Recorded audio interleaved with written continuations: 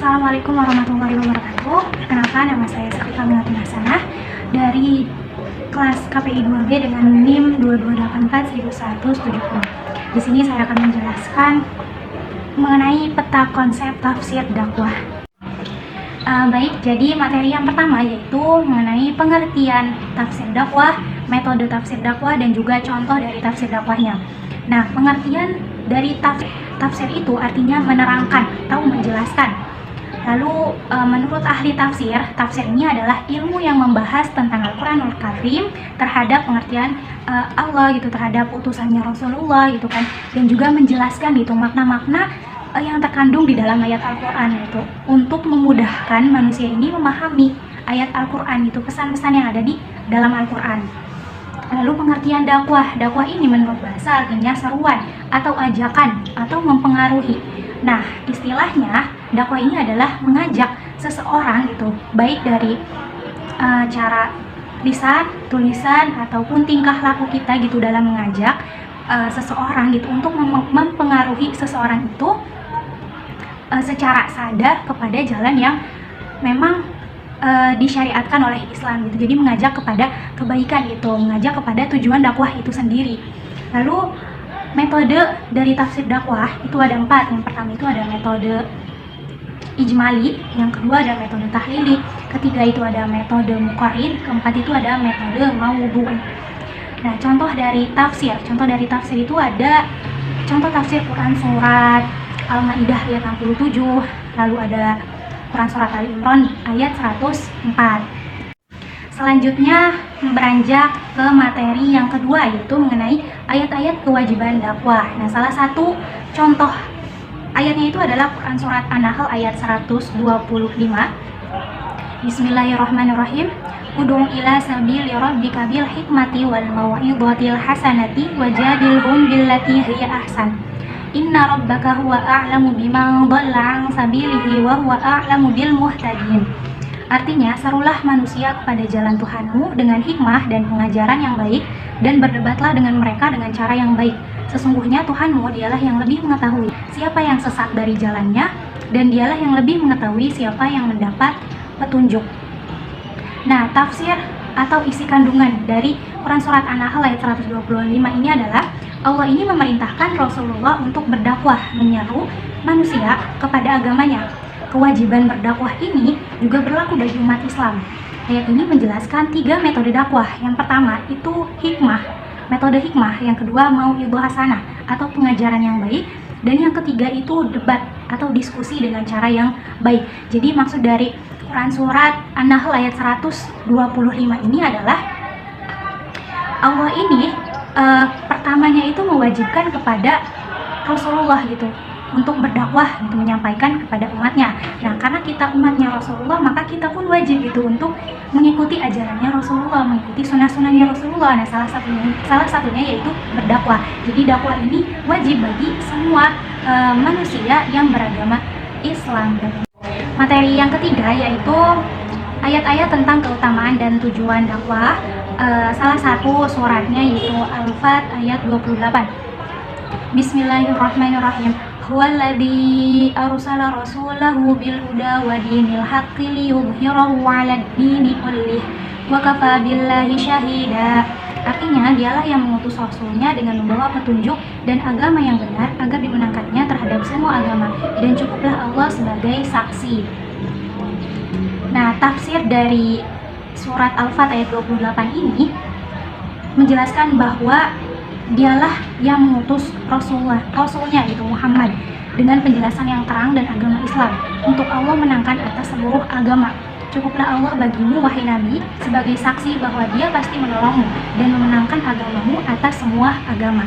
Jadi Quran surat Al-Fat ayat 28 ini menjelaskan tentang keutamaan dan tujuan dakwah. Tadi kan yang pertama sudah dijelaskan tentang kewajiban dakwah. Allah itu menyampaikan kepada Nabi Muhammad, pertamanya kepada Nabi Muhammad. Lalu Nabi Muhammad wajib untuk menyeru untuk berdakwah kepada umatnya. Nah, lalu keutamaan atau tujuannya apa, tujuan dakwah ini gitu? Apa tujuan atas perintah Allah ini? Yang pertama di sini itu bahwa untuk petunjuk bagi umat manusia. Lalu untuk menjelaskan gitu kan, atau mempertegas gitu kepada kaum yang ragu-ragu terhadap agama Islam, terhadap Al-Quran gitu. Jadi di sini tuh mempertegas bahwa apa yang disampaikan oleh Rasulullah dari Allah itu benar gitu adanya. Oke, materi selanjutnya yaitu ayat-ayat tentang ancaman bagi yang mengabaikan dakwah baik individu maupun komunitas di dalam Quran surat An-Nisa ayat 85. A'udzu billahi minasyaitonir rajim. Bismillahirrahmanirrahim. May yashfa' syafa'atan hasanatan yakul lahu nasibun minha wa may yashfa' syafa'atan sayyi'atan yakul lahu kiflun minha wa kana Allahu 'ala kulli syai'in muqita. Artinya, barang siapa yang memberi pertolongan dengan pertolongan yang baik, niscaya dia akan memperoleh bagian dari pahalanya. Dan barang siapa memberi pertolongan dengan pertolongan yang buruk, niscaya dia akan memikul bagian dari dosanya. Allah Maha Kuasa atas segala sesuatu. Tafsir dari Quran surat An-Nisa ayat 85 ini, tafsirnya tafsir muyasar. Barang siapa mengusahakan agar orang lain mendapatkan kebaikan, maka dia mendapatkan bagian dari pahala karena syafaatnya tersebut. Dan barang siapa berusaha kuat untuk menyebarkan keburukan kepada orang lain, niscaya dia mendapat bagian tanggungan kesalahan dan dosa. Dan Allah Maha mengawasi lagi Maha memelihara segala sesuatu. Jadi ancaman bagi yang mengabaikan dakwah ini kan perintah dari Allah ya kan, untuk kita laksanakan gitu, untuk menyebarkan ajaran-ajaran Islam. Nah, di sini barang siapa menyebarkan keburukan gitu. Kalau misalkan kita mengabaikan dakwah, tidak menjalankan dakwahnya, maka kita akan mendapatkan dosa dari Allah, karena memang kewajiban dakwah itu kan bagi semua umat muslim gitu. Siapapun, baik remaja, baik orang dewasa, itu wajib gitu kita mengajak gitu kan kepada kebaikan. Misalkan contoh kecilnya kita mengajak sholat aja ke teman kita, itu juga udah termasuk dakwah seperti itu. Kalau misalkan kita tidak mengingatkan sholatnya, kita nggak mengajak dia, maka kita mendapat dosa gitu. Tapi kalau misalkan kita sudah mengingatkan namun teman kita tetap tidak melaksanakan, ya itu urusan dia gitu. Yang penting kita sudah mengajak gitu, kita sudah berdakwah nih kepada orang lain seperti itu. Lalu materi yang kelima, ayat-ayat tentang materi dakwah, itu Quran surat Al-Maidah ayat 3. A'udzu billahi minasyaitonir rajim. Bismillahirrahmanirrahim. Hurrimat 'alaikumul maitatu wad-damu wa lahmul khinziri wa ma uhilla li ghairillahi bihi wal munkhaniqah والمنخنقة والموقوذة والمتردية والنطيحة وما أكل السبع إلى ما ذكيتم وما ذبح على النصب وأن تستقسموا بالأرحام ذلكم فسق. اليوم يئس الذين كفروا من دينكم فلا تخشوهم واخشون. اليوم أكملت لكم دينكم وأتممت عليكم نعمتي ورضيت لكم الإسلام دينا فمن اضطر في مخمصة غير متجانف لإثم فإن الله غفور رحيم. Artinya, diharamkan bagimu memakan bangkai, darah, daging babi, dan daging hewan yang disembelih bukan atas nama Allah, yang tercekik, yang dipukul, yang jatuh, yang ditanduk, dan yang diterkam binatang buas, kecuali yang sempat kamu sembelih. Diharamkan pula apa yang disembelih untuk berhala. Demikian pula mengundi nasib dengan azlam atau anak panah, karena itu suatu perbuatan fasik. Pada hari ini orang-orang kafir telah putus asa untuk mengalahkan agamamu. Oleh sebab itu janganlah kamu takut kepada mereka, tetapi takutlah kepadaku. Pada hari ini telah aku sempurnakan agamamu untukmu, telah aku cukupkan nikmatku bagimu, dan telah aku ridhoi Islam sebagai agamamu. Maka siapa yang terpaksa karena lapar, bukan karena ingin berbuat dosa, sesungguhnya Allah Maha Pengampun lagi Maha Penyayang. Jadi materi dakwah yang kelima itu kan, materi dakwah itu adalah pesan-pesan yang akan seorang dai sampaikan gitu kepada mad'u, kepada pendengarnya. Nah, pesan-pesannya ini itu berupa tentang akidah, syariah, juga akhlak. Nah, tadi ayat tadi kan tentang syariah, itu hukum memakan bangkai, darah, daging babi. Nah, itu hukumnya itu haram kita memakan daging babi dan yang semacamnya. Seperti itu. Jadi materi dakwah itu adalah pesan-pesan yang akan disampaikan oleh seorang dai kepada umat ilmu yang meliputi akidah, syariah, juga akhlak. Nah, contoh dari syariah itu yang ini, yang di Quran surat Al-Maidah ayat 3 ini. Beranjak ke materi selanjutnya, yaitu yang ke-6, ayat-ayat tentang prinsip dai dalam berdakwah. Itu salah satu ayatnya itu di surat Yunus ayat 25. Bismillahirrahmanirrahim. Wallahu yad'u ila daris salami wa yahdi man yasha'u ila siratim mustaqim. Allah menyeru manusia ke Darussalam, surga, dan menunjuki orang yang dikehendakinya kepada jalan yang lurus. Jadi prinsip-prinsip seorang dai itu menurut Effendi di sini ada 7. Yang pertama, secara mental, dai itu harus siap menjadi pewaris Nabi, mewarisi kejuangan yang beresiko. Jadi seorang dai ini harus siap gitu untuk menghadapi resiko yang akan menimpa dirinya gitu, entah ya seperti cacian, makian yang akan dilontarkan oleh orang-orang yang tidak mau menerima ajakan dakwahnya gitu.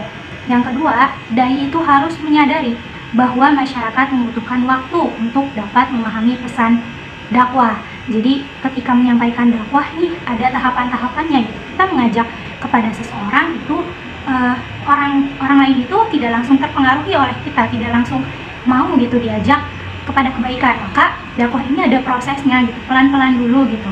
Istiqomah kita mengajak seseorang itu. Yang ketiga, dai itu harus menyelami alam pikiran masyarakat sehingga kebenaran Islam ini dapat disampaikan dengan menggunakan logika masyarakat. Jadi materi-materinya, bahasa-bahasanya itu harus sesuai sama dai-nya, harus sesuai sama mad'unya gitu, sama pendengarnya, sama masyarakatnya gitu. Misalkan kita dakwah di perkotaan, nah kita sesuaikan materinya itu tentang apa. Berbeda lagi ketika kita dakwah di pedesaan, kita sesuaikan lagi gitu kan materinya dan juga cara bahasanya agar lebih mudah dimengerti. Yang keempat, itu dalam menghadapi kesulitan dai harus bersabar. Tadi yang disebutkan juga kan bahwa dakwah itu ada tahapannya gitu, berproses gitu, dan dai-nya itu harus sabar ketika mengajak kepada orang lain untuk kepada kebaikan gitu, atau pada tujuan dakwah itu. Lalu yang kelima, citra positif dakwah akan melancarkan komunikasi dakwah. Sebaliknya citra buruk akan membuat semua aktivitas dakwah menjadi kontraproduktif. Jadi ketika kita melaksanakan kegiatan dakwah, ya kita yang pertama sabar, terus harus semangat memberikan energi positif gitu kan. Maka nantinya tuh komunikasi dakwahnya tuh akan berjalan dengan lancar gitu. Begitu. Lalu yang keenam, dai itu harus memperhatikan tertib urutan pusat perhatian dakwah, yaitu prioritas pertama berdakwah sehubungan dengan hal-hal seperti kebijakan, juga kepada amar ma'ruf, kemudian nahi munkar. Ya tadi gitu, jadi materi-materi dakwah itu kita sampaikan, kita harus tahu nih dasarnya dulu, kita menyampaikan dakwahnya itu dari dasarnya gitu. Jadi nggak langsung ke yang lebih tinggi kita jelasin kepada orang-orang gitu. Jadi dari dasarnya dulu tentang tiang agama itu sholat, kita memerintahkan tentang sholatnya dulu, atau tentang syahadat lah gitu kan, syahadat rukun Islam yang pertama yang harus kita ucapkan dan harus kita yakini. Materi yang ketujuh yaitu tentang subjek dan sasaran dakwah. Salah satu contohnya itu di Quran surat At-Taubah ayat 122. Bismillahirrahmanirrahim. Wa ma kana al-mu'minuna liyanfiru kaffah walaula nafara min kulli firqatin minhum ta'ifatun liyatafaqahu fid-din waliyunziru qaumahum idza raja'u ilaihim la'allahum yahdharun. Artinya, dan tidak sepatutnya orang-orang mukmin itu semuanya pergi ke medan perang. Mengapa sebagian dari setiap golongan di antara mereka tidak pergi untuk memperdalam pengetahuan agama mereka dan untuk memberi peringatan kepada kaumnya apabila mereka telah kembali agar mereka dapat menjaga dirinya. Nah, jadi kan di sini itu tentang subjek dan sasaran dakwah. Nah, jadi pada zaman Rasulullah ketika ada perang itu tidak semuanya berangkat ke medan perang gitu, jadi meninggalkan negerinya. Tidak seperti itu. Jadi Allah memerintahkan agar membagi itu kan masyarakat pada saat itu, untuk sebagian itu berangkat berperang gitu, dan yang sebagiannya tetap belajar ilmu agama gitu kan, untuk ya berdakwah gitu kan. Jadi di sini juga masuk ke strategi dakwah gitu. Jadinya perangnya itu tetap berjalan, tapi dakwah juga kita tetap berjalan. Jadi dibagi dua gitu, sebagian orang berdakwah, sebagian orangnya lagi berjihad. Tapi di sini disebutkan bahwa pahalanya itu sama saja gitu. Jadi orang yang tidak berangkat berperang nih, itu sama aja pahalanya kayak orang yang lagi berperang gitu di jalan Allah. Materi selanjutnya yang ke-8 yaitu ayat-ayat yang berkaitan dengan metode strategi dakwah, itu di Quran Surat Al-Maidah ayat 67. Bismillahirrahmanirrahim. Ya ayyuhar rasulu balligh ma unzila ilaika min rabbik wa illam taf'al fama ballaghta risalatah wallahu ya'simuka minan nas innallaha la yahdil qaumal kafirin. Artinya, wahai Rasul, sampaikanlah apa yang diturunkan Tuhanmu kepadamu. Jika tidak engkau lakukan apa yang diperintahkan itu, berarti engkau tidak menyampaikan amanatnya. Dan Allah memelihara engkau dari gangguan manusia. Sungguh Allah tidak memberi petunjuk kepada orang-orang kafir. Nah, Quraisy Shihab dalam tafsir Al-Misbah ini mengutip pendapat Fakhruddin Ar-Razi mengenai ayat tersebut, bahwa menurut Ar-Razi, ayat ini merupakan janji dari Allah kepada Nabi Muhammad bahwa ia akan dipelihara Allah dari gangguan dan tipu daya orang-orang Yahudi dan Nasrani. Thahir bin Asyur menambahkan bahwa ayat ini mengingatkan Rasul agar menyampaikan ajaran agama kepada ahli kitab tanpa menghiraukan kritik dan ancaman mereka. Berbagai teguran keras yang disampaikan kepada ahli kitab itulah dihadapkan pada kecenderungan sifat lemah lembut Nabi yang merupakan hal khusus dan mengantar kepada turunnya peringatan tentang kewajiban menyampaikan risalah disertai jaminan keamanan beliau. Jadi metode dan strategi yang digunakan oleh Nabi ini adalah beliau itu tidak menghiraukan gitu ancaman-ancaman yang dihadapi beliau gitu. Jadi beliau itu tetap menyampaikan itu dengan sikap lemah lembutnya. Jadi tidak keras gitu dalam menyampaikan dakwahnya gitu, tidak memaksa gitu. Jadi dari tutur katanya, dari sikapnya, dari perilakunya itu Nabi menyampaikan dakwahnya. Seperti itu metode strategi dakwah Nabi. Lalu metode strategi dakwah Nabi juga ada di Quran Surat Hud ayat 120,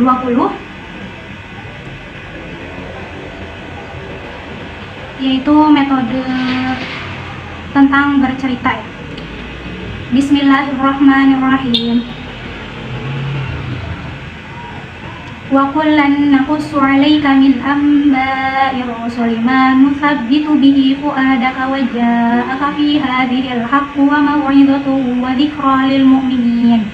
Artinya, dan semua kisah rasul-rasul kami ceritakan kepadamu Muhammad, agar dengan kisah itu kami teguhkan hatimu, dan di dalamnya telah diberikan kepadamu segala kebenaran, nasihat dan peringatan bagi orang yang beriman.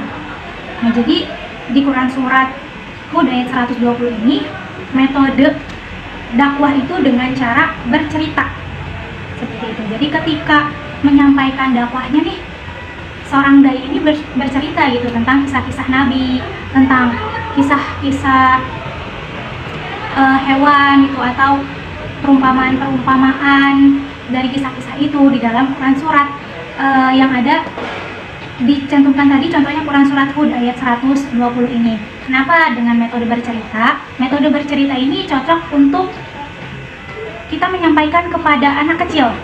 Tuh, dalam menyampaikan dakwah kepada anak kecil, kita kan harus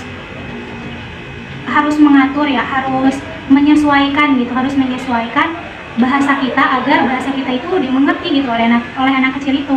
Maka dari itu di sini ada metode bercerita. Nah, metode bercerita ini cocok sekali gitu ketika kita menyampaikan kepada anak kecil, kita menceritakannya tentang yang terjadi, semua yang terjadi gitu, kisah-kisah yang ada di dalam Quran.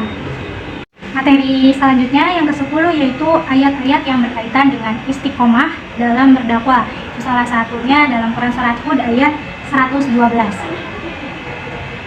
Bismillahirrahmanirrahim. Fastaqim kama umirta wa ma taba ma'aka wa la tatghaw innahu bima ta'maluna basir. Artinya, maka tetaplah kamu pada jalan yang benar sebagaimana diperintahkan kepadamu dan juga orang yang telah taubat beserta kamu, dan janganlah kamu melampaui batas. Sesungguhnya Dia melihat apa yang kamu kerjakan.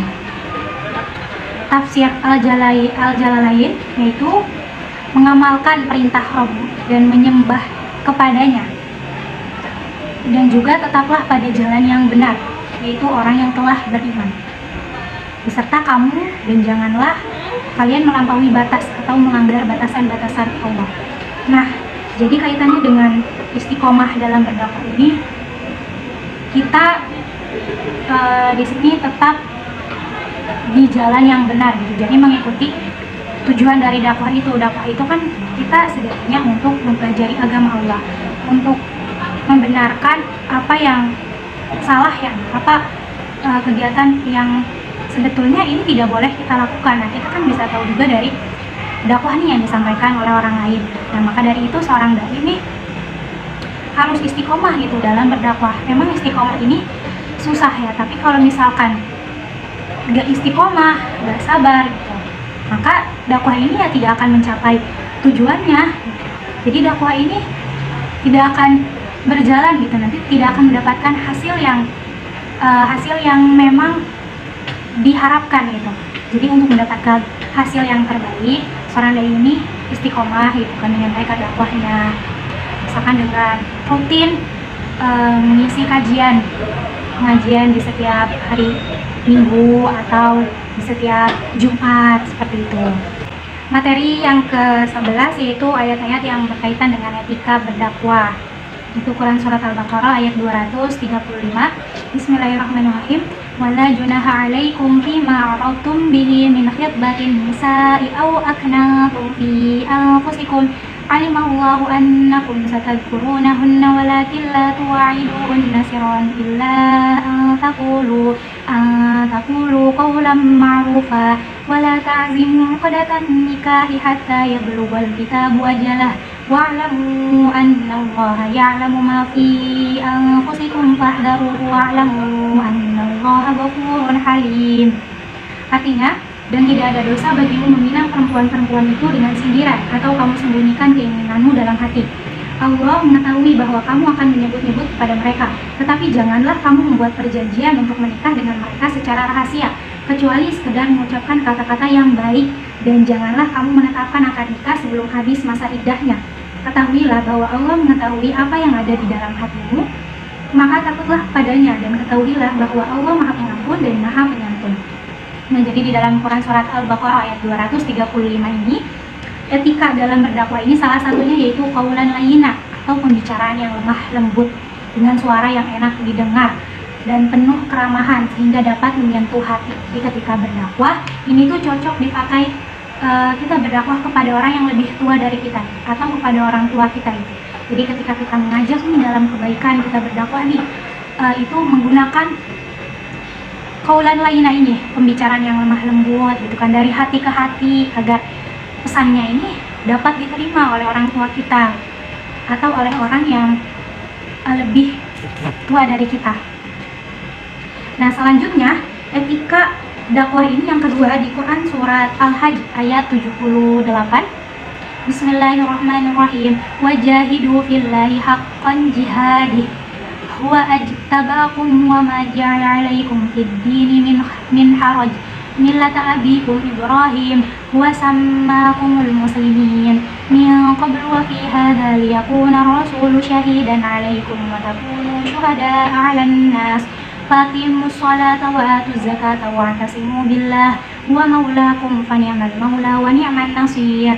Artinya, dan berjihadlah kamu di jalan Allah dengan jihad yang sebenar-benarnya. Dia telah memilih kamu, dan Dia tidak menjadikan kesukaran untukmu dalam agama. Ikutilah agama nenek moyangmu Ibrahim. Dia Allah telah menamakan kamu orang Muslim sejak dahulu, dan begitu pula dalam Al-Quran ini agar Rasul Muhammad itu menjadi saksi atas dirimu, dan agar kamu semua menjadi saksi atas segenap manusia. Maka laksanakanlah sholat, tunaikanlah zakat, dan berpegang teguhlah kepada Allah, Dialah pelindungmu, dia sebaik-baik pelindung dan sebaik-baik penolong. Nah, jadi di dalam tafsir Quraisyhan ini disebutkan bahwa maka dari itu jadilah orang yang benar-benar berserah diri seperti sebutan yang telah diberikan Allah, agar kelak Rasulullah bersaksi bahwa ia telah menyampaikan pesan-pesan Tuhan kepada kalian. Nah, Rasulullah ini sudah menyampaikan kepada kita, kepada umatnya itu dakwah, dan kita sebagai umatnya itu meneruskan perjuangan Rasulullah, meneruskan jihadnya Rasulullah. Salah satunya itu berdakwah. Nah, di sini dalam berdakwah ini kita disuruh jadilah orang-orang yang benar-benar berserah diri bertawakal kepada Allah. Kita sudah menyampaikan pesan dakwah nih kepada orang lain, kepada banyak orang gitu, pada teman terdekat kita atau kepada keluarga kita. Nah, setelah itu ya kita tinggal berserah diri gitu kepada Allah. Kita sudah menyampaikan dakwah ini, kita sudah melaksanakan perintah Allah, kita sudah melaksanakan sunnahnya Rasulullah gitu. Jadi seorang dai ini harus memiliki ya sifat tawakal juga gitu. Jadi kita sudah berusaha semampu kita sudah melakukan tahapan-tahapan dakwah dari awal itu sampai akhir. Ya kita tinggal berserah diri gitu untuk mendapatkan hasil yang terbaiknya. Dan yang terakhir, materi terakhir dari peta konsep tafsir dakwah itu tentang ayat-ayat yang berkaitan dengan konsep berdakwah, yaitu Quran surat Al-Mudaththir dari ayat 1 sampai dengan 7. Bismillahirrahmanirrahim. Ya ayyuhal mudaththir qum fa'anzir wa rabbaka fakabbir wa thiyabaka fatahhir wa rujza fahjur wa la tamnun tastakthir wa li rabbika fasbir. Artinya, wahai orang yang berkemul atau berselimut, bangunlah lalu berilah peringatan dan agungkanlah Tuhanmu dan bersihkanlah pakaianmu dan tinggalkanlah segala perbuatan yang keji, dan janganlah engkau Muhammad memberi dengan maksud memperoleh balasan yang lebih banyak, dan karena Tuhanmu bersabarlah. Nah, di ayat ke-1 dan kedua ini menerangkan bahwa tugas kita itu berdakwah, ya, maka bangkitlah dan ajaklah seluruh manusia gitu, dalam Islam. Jadi sudahi masa-masa santai gitu, malas-malasnya itu di stop gitu. Kita harus melaksanakan kewajiban kita, yaitu berdakwah. Itu di ayat 1 dan kedua. Ayat ketiga di sini itu disebutkan bahwa terkandung petunjuk bahwa di dunia ini tak ada yang lebih tinggi dan lebih agung dari Allah, Zat yang mengetahui segala rahasia kehidupan. Nah, inilah materi awal gitu yang harus didakwahkan kepada manusia. Jadi materi tentang dakwah itu kan dari dasarnya dulu gitu. Nah, di sini kita ngejelasin bahwa kita tuh harus tunduk patuh kepada Allah Subhanahu wa Ta'ala. Lalu ayat yang ke-4 yaitu mengandung bahwa ketika kita mengandung pesan gitu bahwa ketika kita berdakwah harus membersihkan dan menyucikan dirinya terlebih dahulu, baik lahir maupun batin. Jadi seorang dai ini ketika berdakwah itu wajib mendakwahkan dirinya sendiri dulu gitu. Sebagai apa? Agar nantinya itu seorang dai ini bisa menjadi contoh untuk orang lain gitu loh. Jadi dai ini harus menguasai materi tentang dakwah gitu. Lalu harus bersikap dan juga berperilaku yang baik agar orang lain tuh percaya juga gitu kepada si dai itu. Lalu yang kelima ini pemberitahuan bahwa seorang pendakwah harus menghindari perbuatan menyekutukan Allah.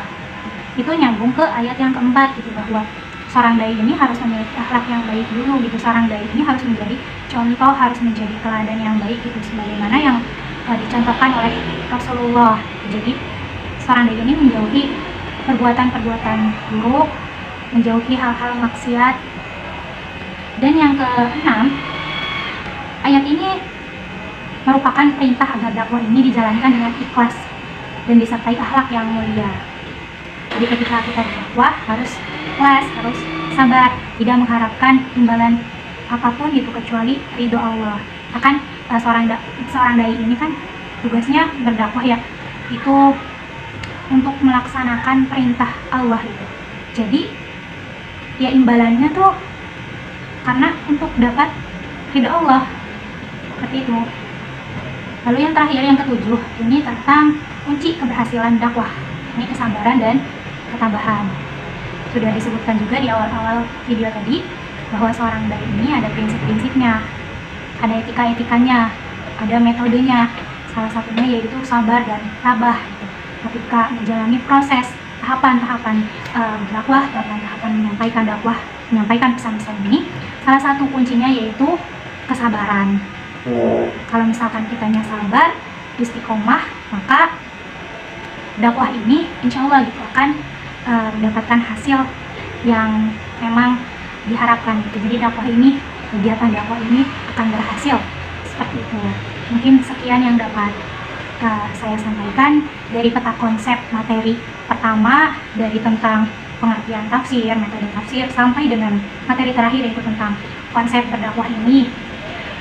Cukup sekian, terima kasih. Wassalamualaikum warahmatullahi wabarakatuh.